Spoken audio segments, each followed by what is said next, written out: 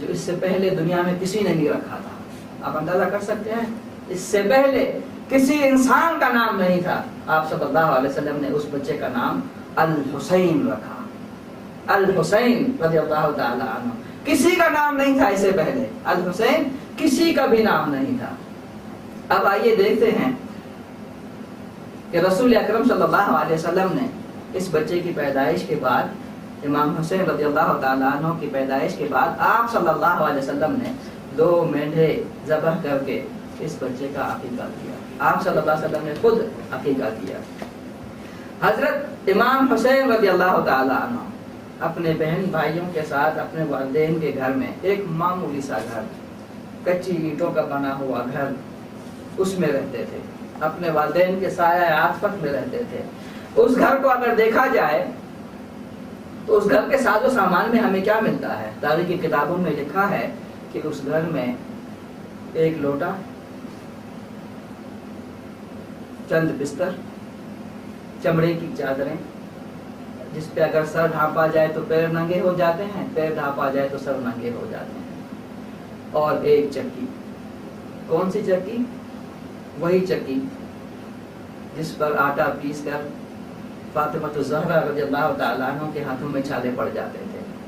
یہ معمولی سا ساز و سامان اور یہ معمولی سا متاع تھا دنیا کا جو امام حسین رضی اللہ تعالیٰ عنہ کے گھر پہ تھا. دونوں بھائی ذرا بڑے ہوئے، جب چلنے پھرنے کے قابل ہوئے تو ان کا جو جانا اور آنا تھا وہ مسجد نبوی کی طرف تھا. دونوں بچے حسن اور حسین ایک دوسرے کا ہاتھ تھامے رسول اکرم صلی اللہ علیہ وسلم کے پاس اکثر مسجد نبوی صلی اللہ علیہ وسلم جایا کرتے تھے. ایک مرتبہ رسول اکرم صلی اللہ علیہ وسلم پر آپ صلی اللہ علیہ وسلم ممبر پر کھڑے ہو کر خطبہ دے رہے تھے. آپ صلی اللہ علیہ وسلم ممبر پر کھڑے ہو کر خطبہ دے رہے تھے کہ دیکھتے ہیں حسن اور حسین ایک دوسرے کا ہاتھ تھامے لوگوں کے درمیان سے گزرتے ہوئے ممبر کی طرف آ رہے ہیں. کبھی چلتے ہیں، کبھی گر پڑتے ہیں، کبھی چلتے ہیں، کبھی گر پڑتے ہیں. آپ صلی اللہ علیہ وسلم نے خطبہ روک دیا، ممبر سے اترے، دونوں بچوں کو اٹھایا اور اٹھاتے ہوئے ممبر پر سوار ہوئے، اور آپ صلی اللہ علیہ وسلم نے فرمایا واقعی اللہ نے سچ کہا ہے، انما اموالکم و اولادکم فتنہ. ان کو دیکھ کر مجھ سے رہا نہ گیا کہ ان کو اٹھا لو. آپ دیکھیے رسول اکرم صلی اللہ علیہ وسلم کس قدر امام حسن اور امام حسین سے محبت کرتے تھے. حضرت ابو ہریرہ رضی اللہ تعالیٰ عنہ کی روایت ہے، ہم نے رسول اکرم صلی اللہ علیہ وسلم کے پیچھے عشاء کی نماز پڑھی. آپ صلی اللہ علیہ وسلم جب سجدے میں جاتے تھے تو حسن اور حسین دونوں آپ صلی اللہ علیہ وسلم کی کمر پر سوار ہو جاتے تھے. جب آپ صلی اللہ علیہ وسلم سجدے میں جاتے، امام حسن اور امام حسین دونوں آپ صلی اللہ علیہ وسلم کی کمر پر سوار ہو جاتے، اور جب آپ صلی اللہ علیہ وسلم سجدے سے سر اٹھاتے تو نہایت نرمی سے دونوں بچوں کو اتار لیتے تھے، اور جب دوبارہ سجدے میں جاتے پھر دوبارہ دونوں بچے آپ صلی اللہ علیہ وسلم کی کمر پر سوار ہو جاتے تھے. جب آپ صلی اللہ علیہ وسلم نماز سے فارغ ہوئے اور لوگوں کی طرف متوجہ ہوئے تو دونوں بچوں کو اپنی رانوں پر بٹھایا، دونوں بچوں کو اپنی رانوں پر بٹھایا. حضرت ابو ہریرہ رضی اللہ تعالیٰ عنہ کہتے ہیں میں نے پوچھا اے اللہ کے رسول صلی اللہ علیہ وسلم کیا میں ان کو ان کی ماں کے پاس چھوڑ دوں؟ کیا میں ان دونوں کو ان کی ماں کے پاس چھوڑ کے آؤں؟ آپ صلی اللہ علیہ وسلم نے فرمایا نہیں، کچھ دیر بیٹھے رہنے دو. کچھ دیر گزری کہ آسمان میں بجلی کی چمک ہوئی، بجلی چمکی تو آپ صلی اللہ علیہ وسلم نے دونوں کو کہا اٹھو اٹھو جاؤ اپنی ماں کے پاس جاؤ. اور وہ دونوں بچے بجلی کی چمک سے جو پیدا ہونے والی روشنی تھی اس کو دیکھتے ہوئے اپنے ماں کے گھر کی طرف چلے گئے. اسی طرح سے ہمیں ملتا ہے، ایک اور موقع پر ملتا ہے، آپ صلی اللہ علیہ وسلم صحابہ کرام کے ساتھ کہیں جا رہے تھے. رسول اکرم صلی اللہ علیہ وسلم اپنے صحابہ کرام کے ساتھ کہیں جا رہے تھے. راستے میں کچھ بچے کھیلتے ہوئے نظر آئے. ان بچوں میں امام حسین رضی اللہ تعالیٰ عنہ بھی تھے. آپ صلی اللہ علیہ وسلم نے جب دیکھا امام حسین کو تو جس طرح سے بچے کو پکڑنے کے لیے ہاتھ پھیلا دیے جاتے ہیں نا، آپ صلی اللہ علیہ وسلم نے باہیں پھیلا دی جیسے بچے کو پکڑنا چاہتے ہیں. اب بچہ کبھی دائیں جاتا تو آپ صلی اللہ علیہ وسلم دائیں چلے جاتے، کبھی بائیں جاتا تو بائیں چلے جاتے. اسی طرح سے کرتے کرتے آپ صلی اللہ علیہ وسلم نے بچے کو گود میں اٹھا لیا. آپ صلی اللہ علیہ وسلم نے بچے کو گود میں اٹھا لیا اور صلی اللہ علیہ وسلم نے حضرت حسین کو بوسہ دیا اور فرمایا حسین منی وانا من حسین، حسین مجھ سے ہیں اور میں حسین سے ہوں. احب اللہ من حب حسینا، اللہ تعالیٰ اس شخص سے محبت کرے گا جو حسین سے محبت کرے گا. وابغض اللہ من ابغض حسینا، اور اللہ تعالیٰ اس سے بغض کرے گا جس نے حضرت حسین رضی اللہ تعالیٰ عنہ سے بغض کیا. اسی طرح سے ہمیں مختلف مواقع میں رسول اکرم صلی اللہ علیہ وسلم کے حوالے سے ملتا ہے. گو کہ آپ صلی اللہ علیہ وسلم کے اوپر بہت بڑی بڑی ذمہ داریاں تھیں، اور دعوت، تربیت اور نئے معاشرے کی تشکیل میں آپ صلی اللہ علیہ وسلم بہت زیادہ مصروف تھے. لیکن ان تمام مصروفیتوں کے باوجود آپ صلی اللہ علیہ وسلم اپنے وقت کا کچھ حصہ اپنے گھر والوں کو بھی دیتے تھے، اور ان میں سے امام حسن اور امام حسین رضی اللہ تعالیٰ عنہ کو بھی خاص وقت دیا جاتا تھا. آپ صلی اللہ علیہ وسلم جب امام حسن اور حسین مسجد میں نہیں آتے تھے تو آپ صلی اللہ علیہ وسلم خود تشریف لے جا کر ان کے گھر جاتے اور ان کی خبر گیری کرتے تھے. ایک مرتبہ حضرت علی رضی اللہ تعالیٰ عنہ کا بیان ہے، ایک مرتبہ رسول اکرم صلی اللہ علیہ وسلم ہمارے گھر تشریف لائے. میں بستر پر سویا ہوا تھا. ایسے میں امام حسین رضی اللہ تعالیٰ عنہ نے آپ صلی اللہ علیہ وسلم سے دودھ کی فرمائش کی. آپ صلی اللہ علیہ وسلم نے ایک بکری کو پکڑا، اسے دھویا اور دودھ نکالا. جب دودھ برتن میں بھر گیا، جب برتن دودھ سے بھر گیا تو امام حسن آئے دودھ پینے کے لیے. آپ صلی اللہ علیہ وسلم نے اسے روک دیا، امام حسن کو روک دیا. حضرت فاطمہ الزہرا رضی اللہ تعالی عنہ یہ منظر دیکھ رہی تھی. حضرت فاطمہ الزہرا نے پوچھا، معلوم ہوتا ہے آپ صلی اللہ علیہ وسلم کو حسین سے زیادہ محبت ہے. رسول اکرم صلی اللہ علیہ وسلم نے فرمایا نہیں، لیکن حسین نے پہلے دودھ مانگا تھا، اسی لیے اس کا حق پہلے بنتا ہے.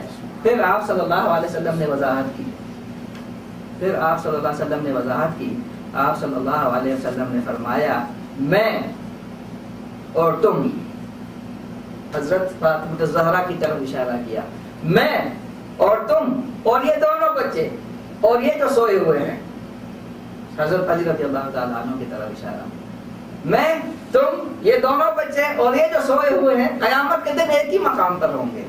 ہمارے درمیان کوئی فرق نہیں ہے، ہم ایک ہی مقام پر ہوں گے، ہم ایک ہیں. یہ پانچوں افراد ایک ہی ہیں اور ان سے محبت ہم سب کا ایک لازمی عقیدہ ہے. اسی طرح سے آپ صلی اللہ علیہ وسلم نے فرمایا جس نے حسن اور حسین سے محبت کی گویا اس نے مجھ سے محبت کی.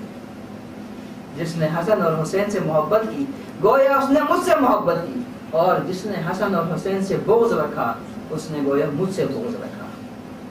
ایک دفعہ حضرت عائشہ رضی اللہ تعالیٰ عنہ کی روایت ہے، ایک مرتبہ آپ صلی اللہ علیہ وسلم چادر اوڑھے گھر سے نکلے، چادر اوڑھ کے آپ صلی اللہ علیہ وسلم گھر سے باہر تشریف لے گئے. ایسے میں حضرت حسین آ گئے. آپ صلی اللہ علیہ وسلم نے انہیں چادر میں اوڑھ دیا. اس کے بعد امام حسن رضی اللہ تعالیٰ عنہ آئے، انہیں بھی چادر میں اوڑھ دیا. پھر ان کو تلاش کرتی ہوئی ان کی والدہ سیدہ فاطمہ الزہرا تلاش کرنے کے لیے نکلی. تو جب وہاں پر پہنچی تو آپ صلی اللہ علیہ وسلم نے ان کو بھی چادر میں اوڑھ دیا. پھر ان کی تلاش میں حضرت علی رضی اللہ تعالیٰ عنہ آئے، آپ صلی اللہ علیہ وسلم نے ان کو بھی چادر میں اوڑھ دیا. اب یہ 5 افراد ایک چادر میں ہیں. آپ صلی اللہ علیہ وسلم نے فرمایا انما یرید اللہ لیذھب عنکم الرجس اہل البیت ویطہرکم تطہیرا. قرآن مجید سورۃ احزاب کی آیت نمبر 33 ہے. اللہ تعالیٰ کا ارشاد ہے، اللہ تو چاہتا ہے کہ تم اہل بیت نبی سے گندگی کو دور کر دے اور تمہیں پوری طرح سے پاک کر دے. اسی لیے ان 5 افراد کو اصحاب الکساء کہا جاتا ہے، یعنی چادر والے، یا جن کو ہم بر صغیر میں پنج تن پاک کہتے ہیں. یہ ایسی من گھڑت روایت نہیں ہے، یہ صحیح روایتوں میں سے ایک روایت ہے. اسی طرح سے ایک مرتبہ رسول اکرم صلی اللہ علیہ وسلم کا گزر حضرت علی اور فاطمہ کے گھر سے ہوا. اور یہ جو روایت ہے اس کو ذرا غور سے سنیے. ایک مرتبہ رسول اکرم صلی اللہ علیہ وسلم کا گزر حضرت علی اور فاطمہ رضی اللہ تعالیٰ عنہما کے گھر سے ہوا. باہر سے آپ کو امام حسین کے رونے کی آواز آئی. باہر سے رسول اکرم صلی اللہ علیہ وسلم کو امام حسین کے رونے کی آواز آئی. آپ صلی اللہ علیہ وسلم نے صدا لگائی یا زہرا. اما علمتی ان بکاءہ یؤذینی، اے زہرا کیا تمہیں نہیں معلوم کہ اس کا رونا میرے لیے اذیت کا باعث ہے؟ امام حسین کا رونا مجھے اذیت پہنچاتا ہے، کیا تمہیں نہیں معلوم؟ امام حسین رضی اللہ تعالیٰ عنہ کا یہ مقام اور مرتبہ دیکھیے۔ رسول اکرم صلی اللہ علیہ وسلم، میں بہت تیزی کے ساتھ گزر رہا ہوں کیونکہ ظاہر ہے کہ بہت ساری چیزیں ایسی ہیں جن کو یہاں پر وقت کے حساب سے بیان نہیں کیا جا سکتا۔ رسول اکرم صلی اللہ علیہ وسلم کی وفات ہوتی ہے، آپ صلی اللہ علیہ وسلم کی وفات جہاں تمام صحابہ کے لیے ایک بہت بڑی قیامت تھی، وہاں پر حضرت حسین رضی اللہ تعالیٰ عنہ کی بھی بہت بڑی قیامت ثابت ہوئی۔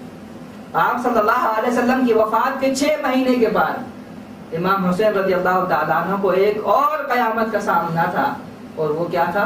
حضرت فاطمہ الزہرا رضی اللہ تعالیٰ عنہ کی وفات۔ اسی طرح سے حضرت ابوبکر صدیق رضی اللہ تعالیٰ عنہ کا دور آیا۔ اس دور میں امام حسین رضی اللہ تعالیٰ عنہ بھی چھوٹے ہی تھے، لیکن صدیق اکبر رضی اللہ تعالیٰ عنہ نے اہل بیت کی جس طرح سے تعظیم اور تکریم کی، وہ تاریخ میں سنہری حروف سے لکھی جانے والی چیزیں ہیں۔ ان کے بعد حضرت عمر فاروق رضی اللہ تعالیٰ عنہ کا دور آتا ہے۔ حضرت عمر فاروق رضی اللہ تعالیٰ عنہ کا دور ہے۔ حضرت عمر نے بھی اہل بیت کو خصوصی عنایات سے نوازا تھا، اہل بیت کے لیے خصوصی مراعات تھیں، اور ایک مرتبہ ایسا بھی ہوا کہ جو وظیفے حکومت کی طرف سے لوگوں کو دیے جاتے ہیں ان میں سب سے پہلے اہل بیت کا نام لکھا گیا، اور اس پر حضرت عمر رضی اللہ تعالیٰ عنہ کے صاحبزادے عبداللہ ابن عمر رضی اللہ تعالیٰ عنہ وہ آئے اور اپنے والد سے گزارش کی کہ میرا وظیفہ اور امام حسین کا وظیفہ برابر کر دیجئے، ہم دونوں ایک ہی کیٹیگری کے لوگ ہیں، ہم دونوں کا وظیفہ برابر کر دیجئے، ان کو کیوں زیادہ مل رہا ہے مجھ سے؟ حضرت عمر رضی اللہ تعالیٰ عنہ نے اپنے بیٹے کو جواب دیا، جاؤ حسین کے والد کی طرح والد مجھے دکھاؤ، حسین کی والدہ کی طرح مجھے والدہ دکھاؤ، حسین کے دادا کی طرح مجھے دادا دکھاؤ، تب میں تمہارا وظیفہ اور ان کا وظیفہ برابر کر دوں گا۔ اور حضرت عمر رضی اللہ تعالیٰ عنہ نے اہل بیت سے محبت کے طور پر حضرت ام کلثوم رضی اللہ تعالیٰ عنہ جو حضرت حسین رضی اللہ تعالیٰ عنہ کی سگی بہن ہے ان سے نکاح بھی کیا تھا۔ اس طرح سے حضرت عثمان رضی اللہ تعالیٰ عنہ کا دور آتا ہے۔ حضرت عثمان رضی اللہ تعالیٰ عنہ کے دور میں اہل بیت کی بڑی عزت اور تکریم کی جاتی تھی، اور اس وقت حضرت حسین رضی اللہ تعالیٰ عنہ جوان ہو گئے تھے۔ جو لوگ جو شورش پسند افراد تھے اور جنہوں نے حضرت عثمان رضی اللہ تعالیٰ عنہ پر حملہ کیا تھا، ان میں جو محافظین تھے امام حضرت عثمان رضی اللہ تعالیٰ عنہ کے، ان میں حضرت حسن اور حسین دونوں موجود تھے۔ اس طرح سے حضرت علی رضی اللہ تعالیٰ عنہ کا دور آتا ہے، اس میں بھی حضرت حسن اور حضرت حسین رضی اللہ تعالیٰ عنہ دونوں اپنے والد کے ہمراہ تمام جنگوں میں، تمام معرکوں میں شریک ہوتے ہیں، جنگ جمل میں، جنگ صفین میں، اور اس طرح سے دیگر معرکوں میں، تمام معرکوں میں حضرت حسن اور حضرت حسین دونوں اپنے والد کے ساتھ شریک ہوتے ہیں۔ اس طرح سے حضرت علی رضی اللہ تعالیٰ عنہ کی وفات کے بعد حضرت امام حسن رضی اللہ تعالیٰ عنہ کا دور آتا ہے۔